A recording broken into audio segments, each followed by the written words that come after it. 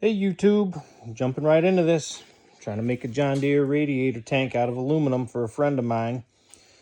Just had it cast down in Pennsylvania. Just got the casting to the house a couple days ago. They're aluminum. Like I said, I'm trying to save a little bit of weight. So what I'm gonna have to do is find a way to mount this into the old Bridgeport. Machine this surface flat where the core is gonna bolt to it. And we're gonna have to drill a couple of holes to match this one. I'm gonna start right off with taking a couple of quick measurements. I want to do get a rough idea how many shims I'm gonna have to put under this surface here when I clamp it to the table of the mill to raise it up and try to get this surface level. Probably I'm gonna work off of this because this is what you're gonna see. This here is gonna seal to the radiator, so I can make this whatever I want. But I want to try to get this tank as level as possible, both this direction as well as this direction.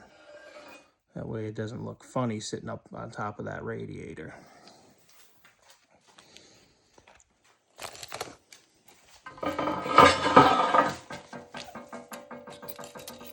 So it's looking like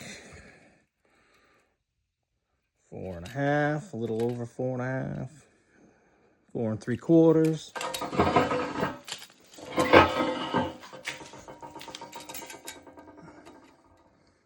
A little over 4.5, 4.5. So I'll probably wind up sticking about 5 inches of Fireball tool shims underneath it.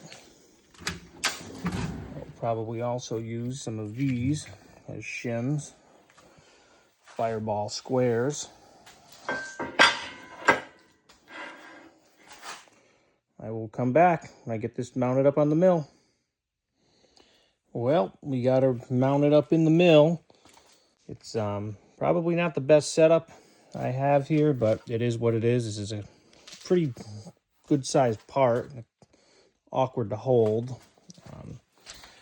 Obviously, looking down at this front edge here is much taller than the rest. So what I'm gonna do is I'm gonna try to machine this down first with these two clamps on it. I'm gonna try to machine this surface and get them flat and parallel. And then